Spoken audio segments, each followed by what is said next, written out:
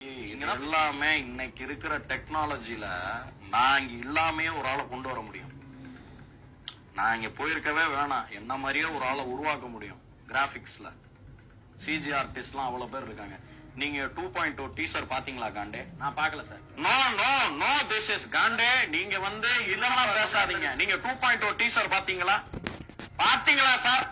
பாத்தீங்களா இல்லையா சார்? அதுல ரஜினிகாந்த் எப்படி சார் பறந்து போறாரு? உண்மையில அவர் என்ன ரெக்கை எடுத்து பறந்தாரா சார்? சொல்லுங்க. நீ பாக்கலையா? 2.0 டீசரே பாக்கலையா? நீ என்ன தமிழ்நாட்டுல இருக்க? நீ நான் பார்க்கல சார். என்ன பண்றீங்க சார்? இப்ப ஏஆர் ரஹ்மான் கூட தான் ஒரு பாட்டு போடுறாரு, அது எல்லாருக்கும் பிடிக்குதா? சும்மா அந்த ஸ்லோ பாய்சன் எல்லாம் சொல்லி எங்க கிட்ட ஏமாத்தாதீங்க சார். சும்மா இதெல்லாம் என்னைய போட்டு எங்களை கொச்சைப்படுத்தணும்ன்ற முறையில, எங்களுடைய சர்ச்சையை கேவலப்படுத்தணும்ன்ற முறையில நீங்க அந்த காண்டே மாதிரி ஆளுங்க, உன்ன மாதிரி ஆளுங்க எல்லாம் கேள்வி கேட்கறீங்க. I am not prepare to answer for the silly கொஸ்டின்ங்கிறேன். அப்படி பேசாதீங்க.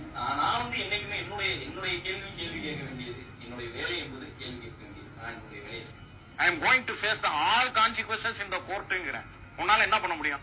நான் மைக்க கழட்டி போட்டு போய் கிளம்புவேன். Sir sir sir sir sir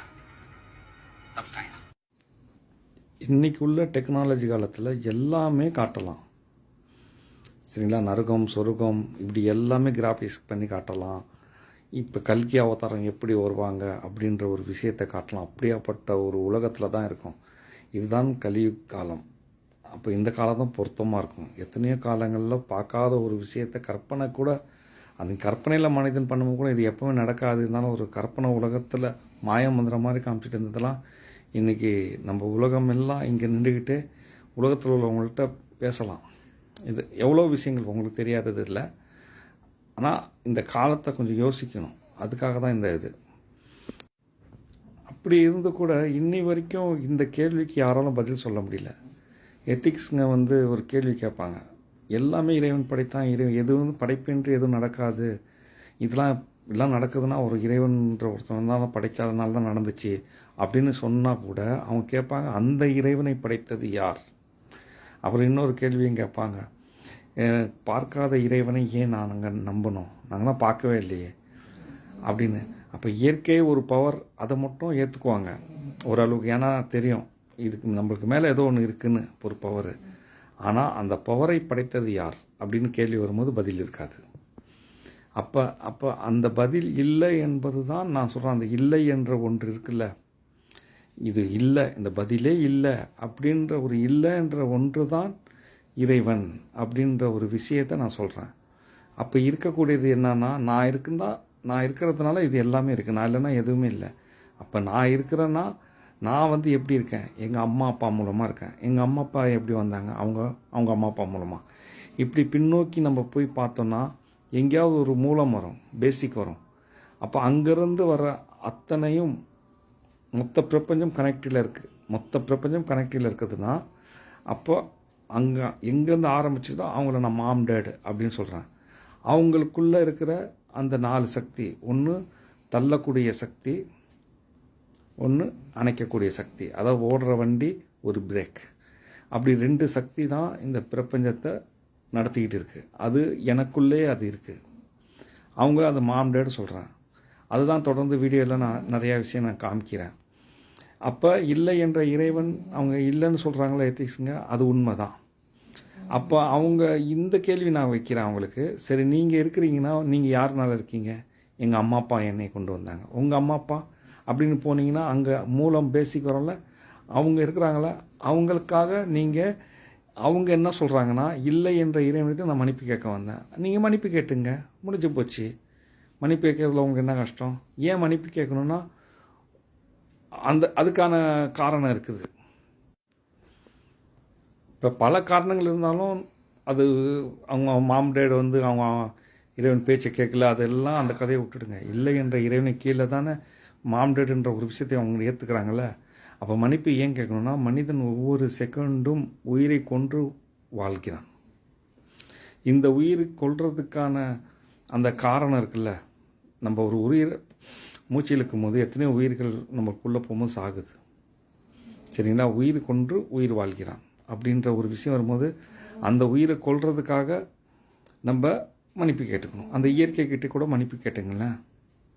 அந்த மாம்டேட் அவங்களுக்கு சொல்கிறாங்க. அப்போ அந்த இறைவன் என்ற ஒரு விஷயம் இல்லை என்ற இறைவன் கீழ் மன்னிப்பு கேட்க வேண்டும் அப்படின்ற ஒரு விஷயத்தை முக்கியமாக நான் புரிய வைக்கிறேன். முக்கியமாக கடவுளை நம்பாதவங்க, அதை கடவுளை நம்புகிறவங்க, மற்ற மதக்காரங்க எத்தனை பேர் கிறிஸ்டின், இந்து, முஸ்லீம், புத்திஸ்ட் எத்தனை பேர் இருந்தாலும் அவங்க கடவுளை நம்புகிறாங்க, வணங்குறாங்கன்னா, உண்மையாக நம்புகிறவங்க கரெக்டாக நடக்கிறவங்கள பற்றி பிரச்சனை இல்லை. அவங்க சொர்க்கத்துக்கு போயிடுவாங்க, இந்த நரகத்தை தப்பிப்பாங்க.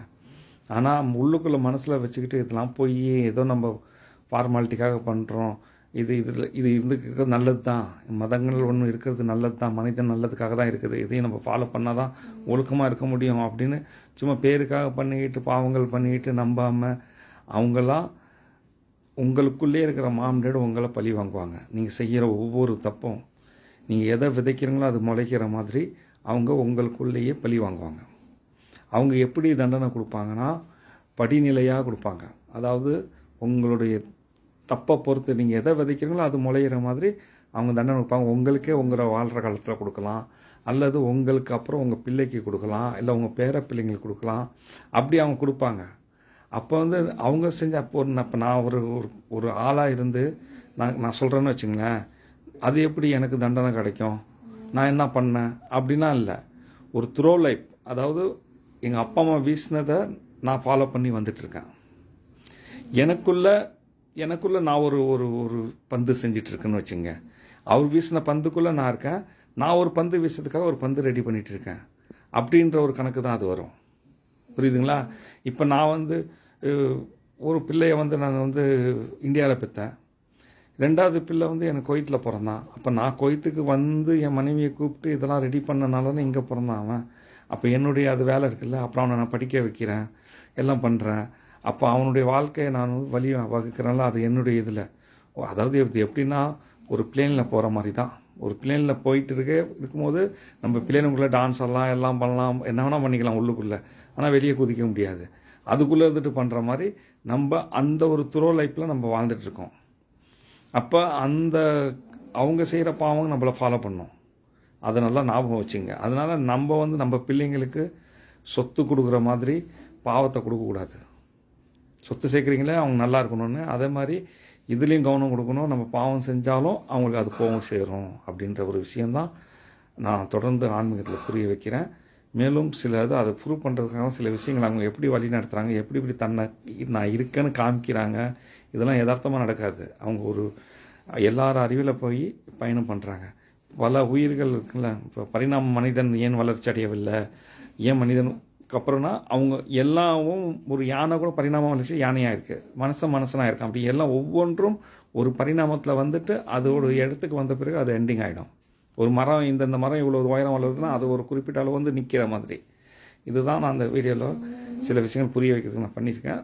அந்த இன்னும் நான் விவரமாக காமிக்கிறேன். அதாவது இது என்னன்னா, நீங்கள் ஜீரோவில் இங்கே இருக்கிறீங்கன்னா இந்த யூனிவர்ஸ் பிரபஞ்சம் 1 2 3, அதே நேரத்தில் இங்கே 1 2 3 4, இது ப்ளஸ்ஸு மைனஸ், இது ரெண்டுமே உங்களை வந்து இது பக்குது. சரிங்களா? இப்படி இதுக்குள்ளே தான் நீங்கள் இருக்கிறீங்க. இதை நான் இது என்னென்னா, இங்கேருந்து இறைவன் இதெல்லாம் படைத்தான்னா இந்த இறைவனை படைத்தது யார்? அதுக்கப்புறம் அங்கே இல்லைன்னு ஒன்று இருக்குல்ல, நான் இதை தான் இறைவன் சொல்கிறேன். அப்போ இந்த இடத்துல இருந்தால் நான் மாம்டேட்டு சொல்கிறேன். பஸ் இந்த உலகம் இதை இறைவன் சொல்லுது, நான் சொல்கிறேன் இது இறைவன் சொல்கிறேன். இது இல்லைன்ற ஒரு இடம், இதை நான் அப்படியே இது கீழே வந்துட்டு இங்கே போட்டிருக்கேன். உருவான படைக்கப்பட்ட கலவை எனக்குள் மாம்டேட் இன் பிக் பாஸ் திரு தமிழ் அப்படின்ற ஒரு விஷயத்தை போட்டிருக்கேன். இது இன்ஃபினிட் பண்ணிவிட்டு 8 மாதிரி ஆக்கிட்டேன்னா மாம் வாவ் அப்படின்ற வந்துடும். 00 மாம். இது டிடி டேடி பேபி இது வந்துடும். இது ஏஐ டெக்னாலஜி திரு தமிழ். அப்போ தமிழ் எழுத்துக்கள் 247 கூட்டினா பி, இந்த பிஏ இங்கே 8 ஆக்கிக்கணும், 8 மாதிரி இப்படி. அது மாதிரி அது பரிணாமம், எல்லா மொழிகளும் பரிணாமம் அடித்து இங்கிலீஷில் வந்து அவங்க பட்டிட்டு அவங்க 26 எழுத்தில் கொண்டு வந்து பாட்டினாங்க. 244 24 மணி 7 வாரம் 7 நாட்கள் நான் ஸ்டாப் இந்த பயணம் அவங்களுக்கு தொடருது. அப்புறம் இல்லவே இல்லை எனும் இறைவன் நான் இருப்பதால் இருக்கான். பேசிக்கை போய் பார்த்தா மாம்டேட். இப்படி ஒரு ஆன்மீகத்தை புரிஞ்சுக்கிட்டு அவங்கவுங்க மதத்தில் நேர்மையாக வாழ முயற்சி பண்ணுங்கள். அதை தான் தொடர்ந்து சொல்லிட்டு வரேன்.